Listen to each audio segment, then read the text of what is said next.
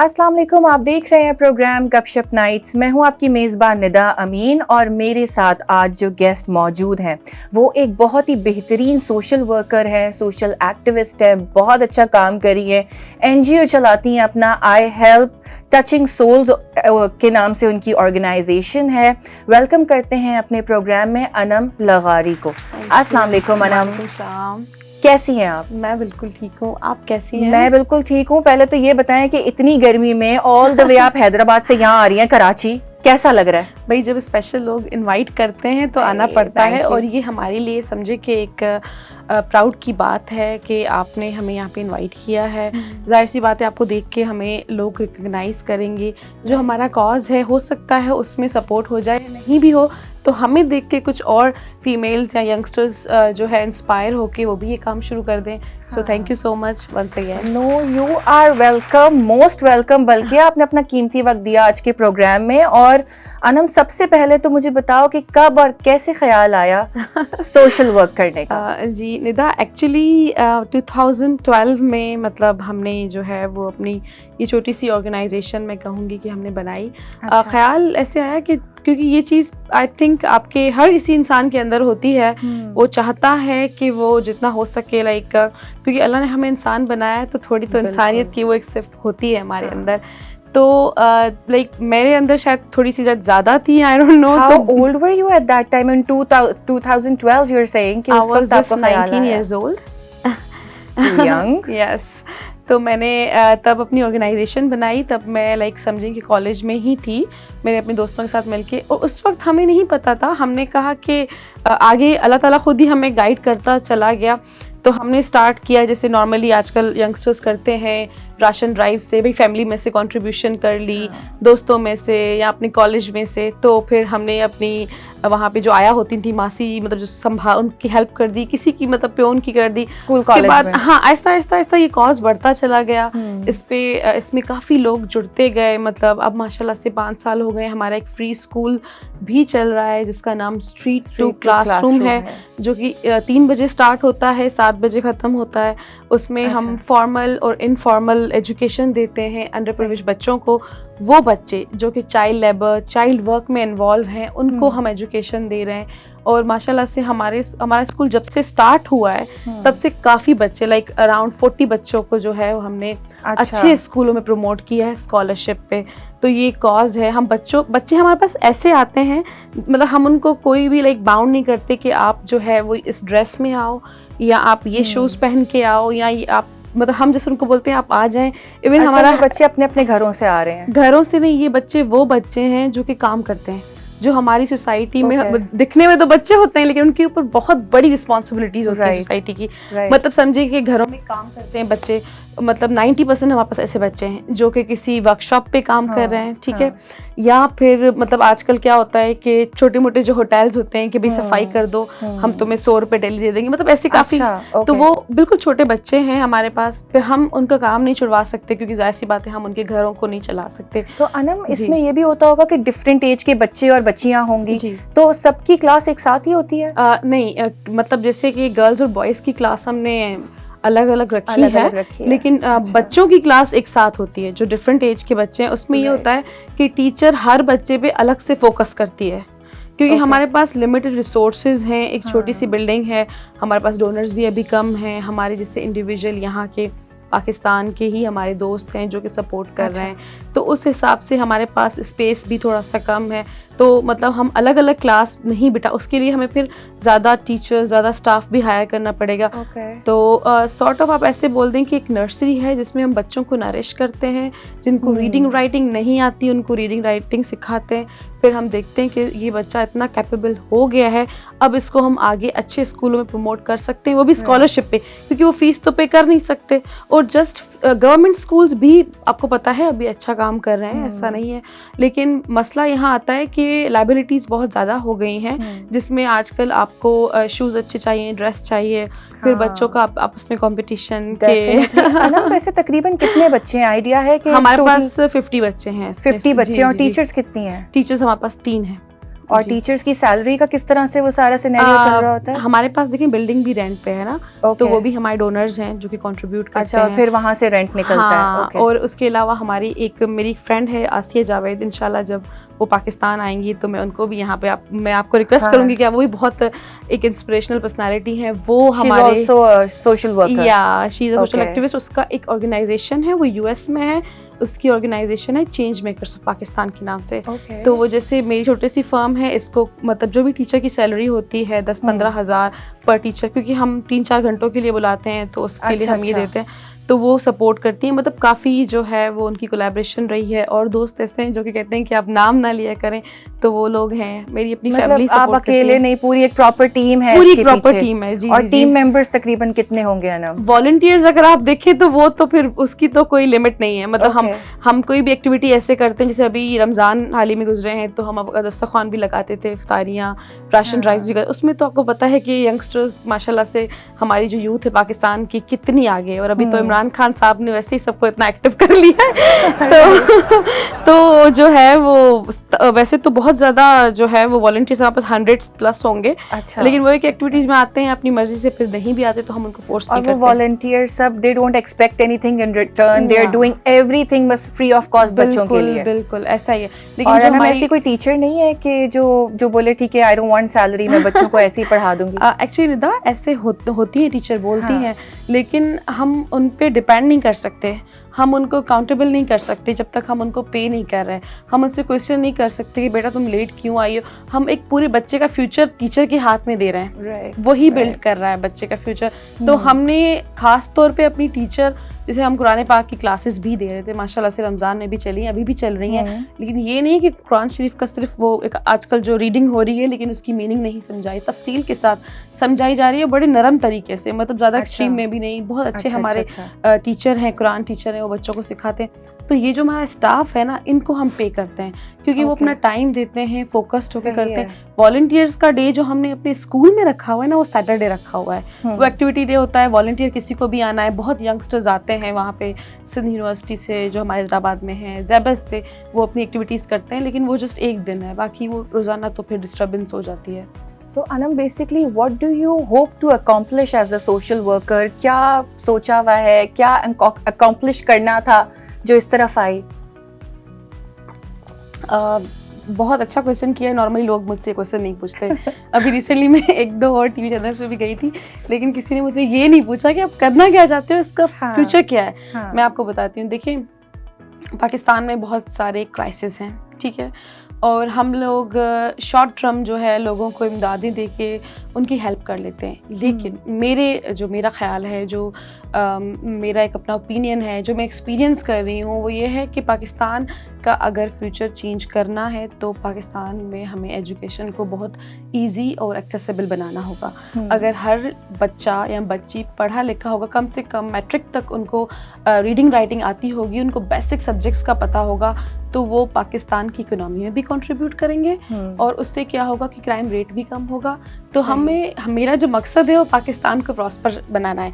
ये जो मेरा स्कूल है या जो मेरा वोकेशनल ट्रेनिंग सेंटर है, ये पाकिस्तान के लिए मेरी एक डेडिकेशन है। इसमें मेरा कोई मुफाद नहीं है, लेकिन मैं चाहती हूँ कि पाकिस्तान के लिए कुछ ऐसा काम किया जाए जिससे उसको आज के 10 साल बाद जो है ना फ़ायदा हो। Anam, how do you balance your work and then your personal life? इतना मुश्किल होता होगा, क्योंकि मैंने भी देखा है अभी रमज़ान गुजरे हैं तो अनम जो है वो सड़कों पे नज़र आई है मुझे।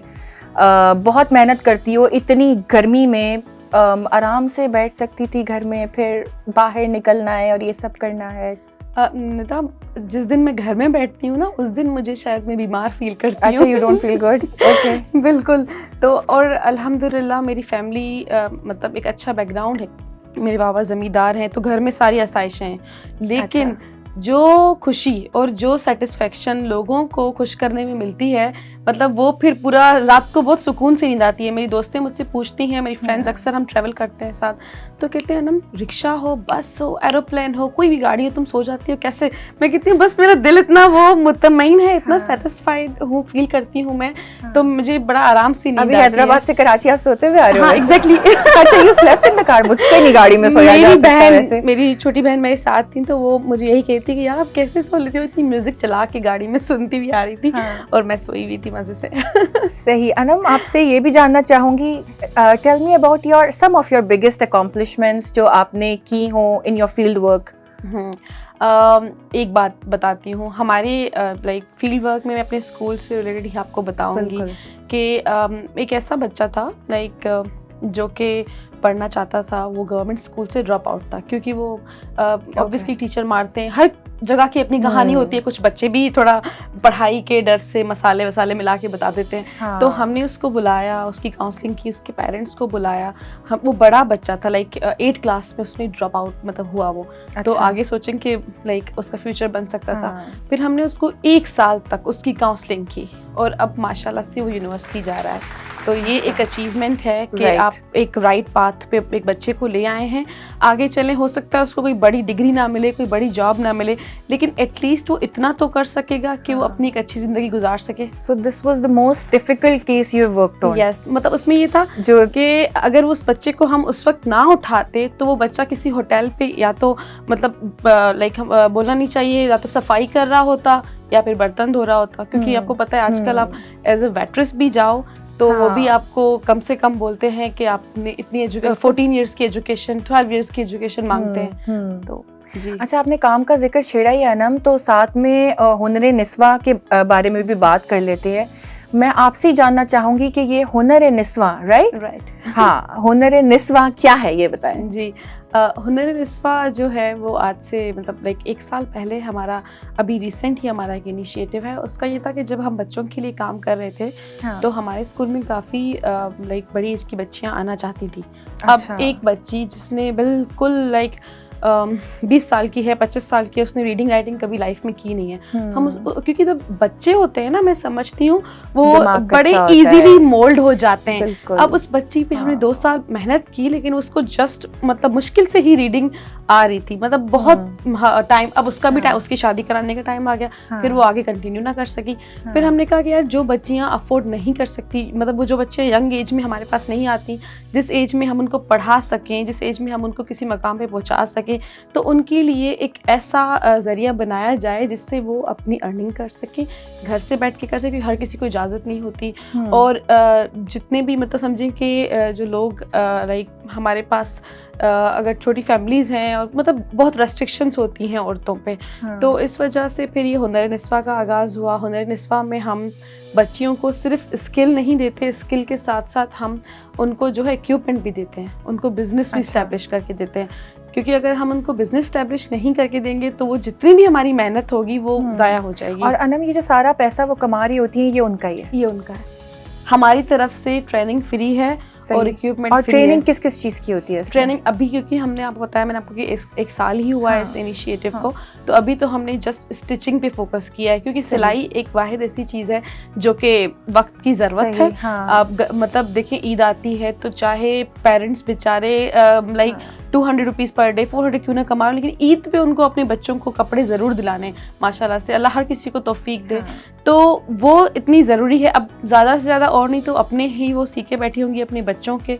लेकिन मेरी जो जितनी भी बच्ची हैं माशाल्लाह से, वो कहती हैं बाजी हमारी पर डे की अर्निंग, हम एक सूट 500 में सीते हैं तो हमारी अर्निंग जो है वो अच्छी हो जाती है। तो माशाल्लाह से ये एक अच्छा है। क्योंकि आपको पता है औरतों के लिए एम्पावर होना, आप खुद इंडिपेंडेंट है, आपको पता है कि औरतों के लिए एम्पावर होना कितना ज़रूरी है। और तो इनको सिलाई मशीनें दी जाती हैं कि ये अपना काम चलाती रहें, पहले सिखाते हैं। क्योंकि अक्सर आपने देखा होगा काफ़ी लोग ऐसे एनजीओज होती हैं, मैं उनको भी अप्रिशिएट करती हूँ, वो सिलाई मशीन ऐसे बांट रहे होते हैं। लेकिन उससे क्या होता है, वो बच्चियाँ या तो घर में पड़ी रहती हैं या बेच देते हैं। ठीक है, हम लोग सिलाई सिखा के उनका इंटरेस्ट डेवलप करते हैं। हमारा एक पूरा जो है मॉड्यूल बना हुआ है कि पहले हम ये सिखाएंगे, ये फिर उसके फ़ायदे बताएंगे कि आप किस तरीके से अपना बिजनेस कर सकते हैं। इवन हम अपनी बच्चियों को ऑनलाइन प्लेटफॉर्म पे भी ला रहे हैं। हमने सोशल मीडिया के थ्रू भी उनकी चीज़ें, काफ़ी प्रोडक्ट सेल किए हैं। तो इसमें कितनी ख़वातीन होंगी?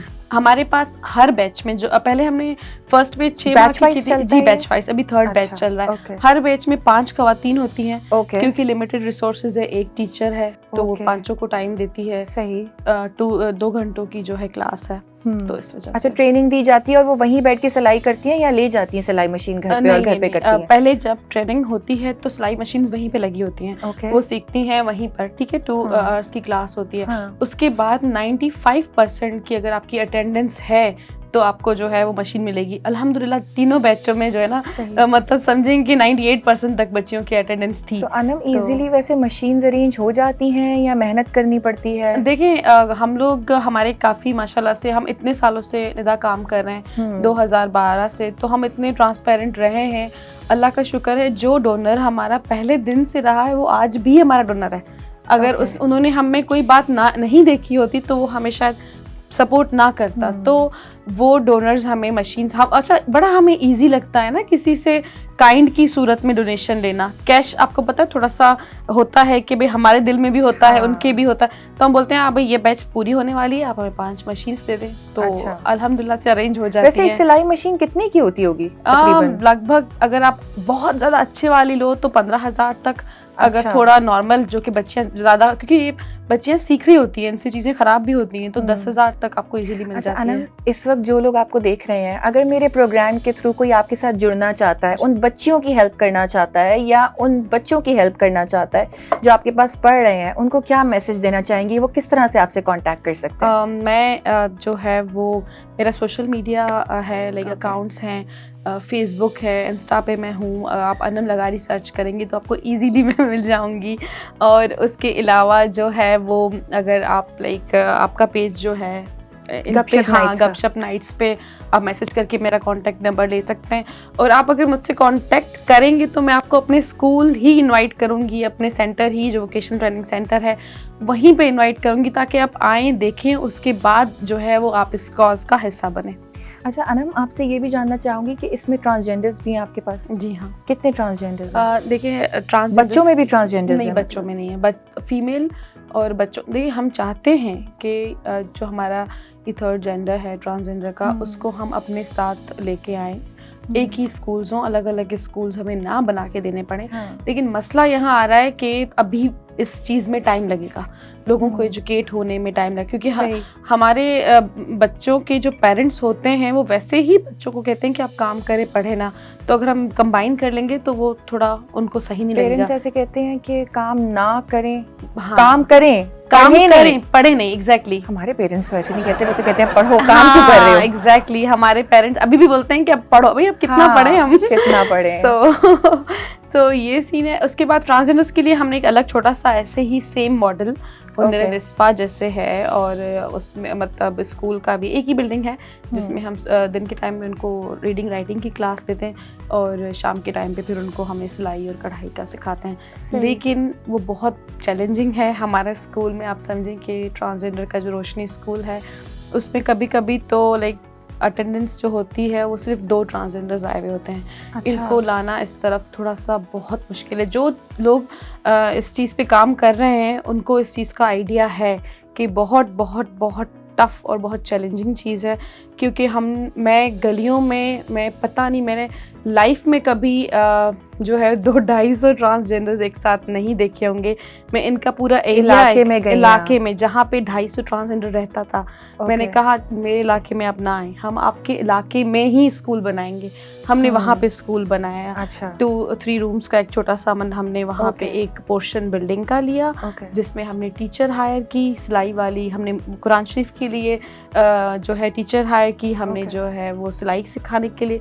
लेकिन फिर भी वो मतलब हम कुछ अपने ट्रांसजेंडर्स नहीं, इतना रिस्पॉन्स नहीं आ रहा, क्योंकि देखिए क्या हो, मैंने देखिए ट्रांसजेंडर्स की भी इसमें गलती नहीं है। हमने ना उनको जो है वो अपने से इतना मुख्तलिफ रख दिया है, हमने उनके लिए दुनिया इतनी मुश्किल बना दी है कि वो जो है वो ये सारी चीज़ें उनके लिए आसान नहीं है। अब जहाँ पे उसी एरिया में वो बिल्डिंग हमें मतलब समझें कि क्योंकि वो एरिया थोड़ा सा मतलब ऐसा है कि कच्ची आबादी टाइप है, ठीक है, तो वहाँ पे वो बिल्डिंग हमें 3 रूम्स हैं, एक बहुत बड़ा लाउंज है, वो हमें 10,000 रेंट में मिल गई है। अच्छा। हम सोच भी नहीं सकते कम रेंट में हमें एक रूम भी नहीं मिलता।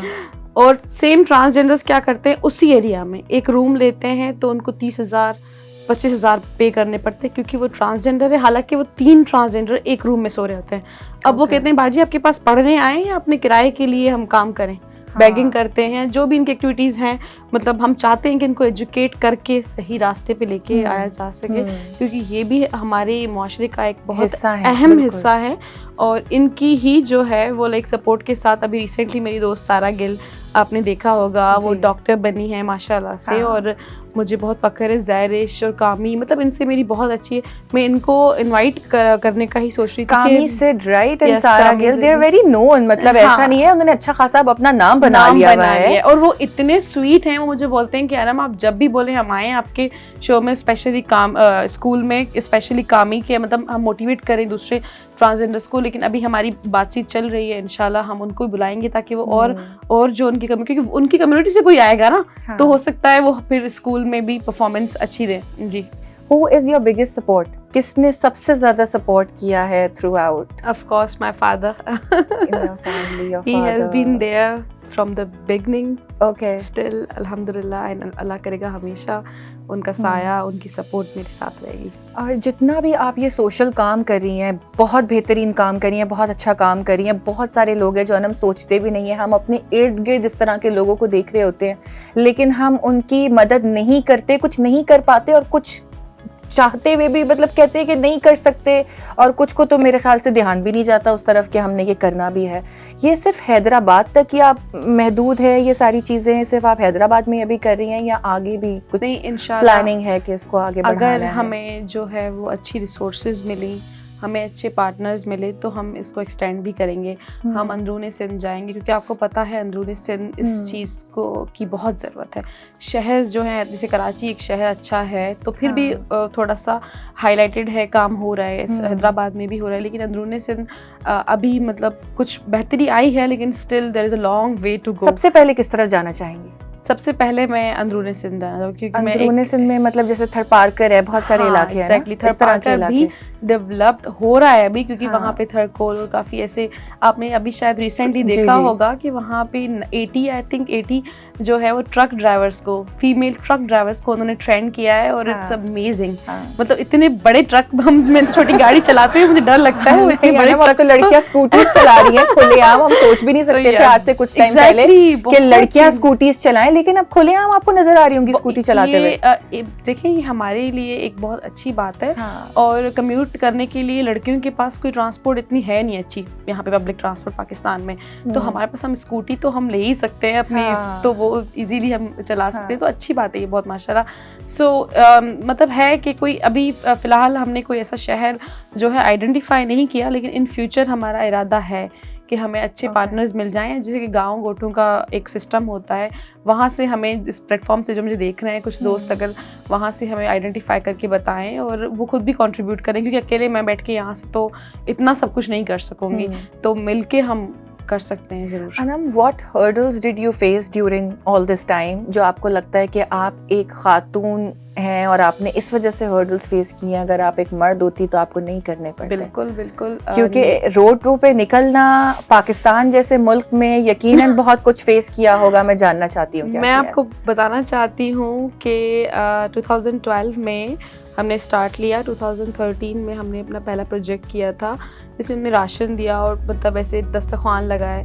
तो यकीन करें, लोग हमें इस निगाह से देखते थे कि उनको यकीन नहीं आता था कि ये लड़कियों का ग्रुप, मतलब हैदराबाद जैसे शहर में कैसे ये रोड पे दस्तरख्वान लड़कों के साथ मिलके लगा रही है, मतलब इतनी बड़ी बात थी। अब तो माशाल्लाह हमने ट्रेंड चेंज कर लिया है, तो अब तो बहुत सारे बच्चे निकलते हैं, बहुत खुशी होती है। तो उनकी जो एक निगाह होती थी ना, जिस तरीके से वो देखते थे, मतलब वो चीज़ बहुत ज़्यादा इरिटेट करती थी, कि लगता था कि हो सकता है कहीं पत्थर उठा के ना हमें मार दे। मतलब होता है ऐसा? अब शायद होता है, हम इग्नोर कर देते हैं, हम इतने पक्के हो गए। माहौल कंजर्वेटिव है हैदराबाद का? काफ़ी बेहतर हुआ है, पहले था, अभी काफ़ी बेहतर, कुछ एरियाज में होगा, लेकिन अभी काफ़ी बेहतर हुआ है। हैदराबाद में सबसे मशहूर क्या है ना? एक तो बॉम्बे बेकरी केक है, और उसके अलावा हमारे पास बिरयानी, वैसे कराची की बिरयानी कहते हैं ज़्यादा। हाँ, वो जामशोरो में है, बिल्कुल मछली बहुत फेमस है, मतलब जहाँ आप जामशोरो जाते हैं तो आप ट्राई करें, तो वो बेहतरीन होती है, वहाँ पे बना के देते हैं। सो ये है। खाने से याद आया ना, आपने कोई रेस्टोरेंट भी खोला था बीच में अपनी बहन के साथ मिलके शायद कोई जी, रेस्टोरेंट जी, खोला था जी, हैदराबाद में। जी हाँ। हाँ, उसके पीछे की क्या स्टोरी है, कैसे भाई- ख्याल आया रेस्टोरेंट खोलने का? ये था कि रिदा मैं एक फर्म में, अच्छे फर्म में as district officer Hyderabad job भी कर रही थी। ओके। 5 बजे के बाद मैं फिर अपने सोशल जितनी भी मेरी एक्टिविटीज होती थी वो कंटिन्यू मैं करती थी। हाँ। तो 9 to 5 मेरी जॉब थी, अच्छी जॉब थी, लेकिन वही 9 to 5 वाला जो रूटीन थोड़ा हो रहा था। और फिर मैंने अपने वालिद साहब से डिस्कस किया, अपनी सिस्टर से, कि हम कुछ अपना करते हैं, क्योंकि खाने पीने का हमें वैसे भी बहुत शौक है। और अच्छा। ये होता था कि हैदराबाद में ना, मतलब पूरे पाकिस्तान को शौक है और कुछ चले या ना चले, खाना तो पाकिस्तानी तो हर वक्त खाते हैं ना, किसी भी टाइम खिला दो खा लेंगे। तो हमने रेस्टोरेंट ओपन किया और शुरू में तो बहुत अच्छा हमें रिस्पांस मिला, लेकिन क्या हुआ कि कोविड का जो दूसरा लॉकडाउन अनाउंस हुआ, जिसमें उन्होंने इंडोर क्लोज कर दिया, तो हमारा रेस्टोरेंट जो है वो उस चीज़ का निशाना बना, कोविड-19 का। तो हमें फिर मजबूरन बंद करना पड़ा, क्योंकि हमारी जो डेली कॉस्ट थी वो ज़्यादा थी, मतलब हम अपने समझे पॉकेट से वो पे कर रहे थे, क्योंकि रेस्टोरेंट ऑब्वियसली जब आप इंडोर क्लोज कर देते हैं तो फिर समझें कि आप पे सारी चीज़ें जो है, बहुत सारे लोगों ने बहुत कुछ फेस किया इस टाइम में। तो अब दोबारा खोलने का इरादा है रेस्टोरेंट? बिल्कुल। अब तजर्बा बहुत अच्छा हो गया है, तो हमारा है कि थोड़ा हालात मुल्क के थोड़े बेहतर हों, क्योंकि पता नहीं है ना, कभी भी कुछ भी हमारे जो है ना यहाँ पे हो सकता है, कभी पॉलिटिकल कोई मसले हो जाते हैं, कभी कुछ। तो इस वजह से बिजनेस करना पाकिस्तान में थोड़ा सा टफ है। तो पर ये है कि हम हिम्मत नहीं हारेंगे, क्योंकि हमने एक जो है वो ट्रेंड सेट किया था, हमने एक सोसाइटी में चेंज हम लाए थे। माशाल्लाह से हमें हमारी सोसाइटी ने बहुत सपोर्ट किया। मतलब कोई ऐसा चैनल नहीं होगा जिसने हमें हमारे ऊपर डॉक्यूमेंट्री ना बनाई हो, अपनी न्यूज़ में कुछ और नहीं तो भाई 2-3 मिनट की ही उन्होंने चलाया हो, लेकिन बहुत सपोर्ट किया। तो उन सब लोगों को जो है हम डिसअपॉइंट नहीं करेंगे। हमारे जैसे ही मतलब हमें कोई अच्छे आइडियाज़ आते हैं और जैसे ही हमें अच्छा मौका मिलता है तो हम दोबारा भले छोटे पैमाने से, लेकिन हम करेंगे। अनम, इतना सब कुछ ऑलरेडी कर रही हो, और ऐसे कौन से गोल्स हैं जिन पर अभी फोकस करना बाकी है? और एक्चुअली मुझे जो है, क्योंकि मेरे बाबा जो है वो खुद ज़मींदार हैं, तो मुझे ज़मींदारी का बहुत शौक़ है। जो लाइफ में मैंने कभी नहीं किया वो ये है कि मैंने ज़मीनें खुद नहीं संभाली। हमारे यहाँ बड़ा होता है कि लड़के संभालते हैं, मतलब मर्द हजरात मेरे अब्बू को देखते हैं, और जैसे हम बहनें हैं, सिर्फ हमारा भाई नहीं है कोई, तो ये होता है कि भाई मैं ये चीज़ भी करूँ, पर मेरे वालिद साहब मुझे करने नहीं देते। वो बोलते हैं गर्मी है तुम्हारी जो है वो तुम कैसे करोगी, ये बड़ा टफ होता है। बाबा का रूटीन जो होता था, वो सुबह जाते थे ज़मीनों पे राउंड लगाने, फिर 2 बजे आके खाना खाते थे, फिर रात को, फिर शाम को, मतलब जो है वो ज़ोहर की असर की नमाज के बाद जो है वो शाम में निकल जाते थे। फिर तो मतलब ये रूटीन, और फिर कभी कोई ऐसी एक्टिविटी वहाँ पे हो रही हो तो दिन में भी जाना पड़ता है, देखना पड़ता है। और ये मतलब इतना एक समझें कि अल्लाह को खुश करने वाली चीज़ है। मतलब एक आप पौधा लगाते हैं, अल्लाह पे तवक्कल रख के, कोई भी फसल हो वो कैसे होगा, बस वो अल्लाह पे आप छोड़ देते हैं। तो ये चीज, eldest one in the family, as you just now mentioned, तो फैमिली पीछे नहीं पड़ी हुई, शादी कर लो, शादी कर लो, शादी कर लो। ये 6 बहनें हैं तो भाई तुम करोगी तो फिर दूसरी का नंबर आएगा। मेरी जो बहनों से जो कोई बोलता, हाँ, मेरी मुझसे जो छोटी बहन है उसमें और मुझमें ज्यादा फर्क नहीं है, 2 सालों का फर्क होगा। मैं बोलती हूँ तुम कर लो, उससे छोटी है वो भी माशाल्लाह से यूनिवर्सिटी में है। तो मैं बोलती हूँ आप तुम लोग कर लो, मैं एज अ भाई तुम लोग कराती हूँ, लेकिन सबका यही है कि पहले आपने करनी है। So why you don't want to get married?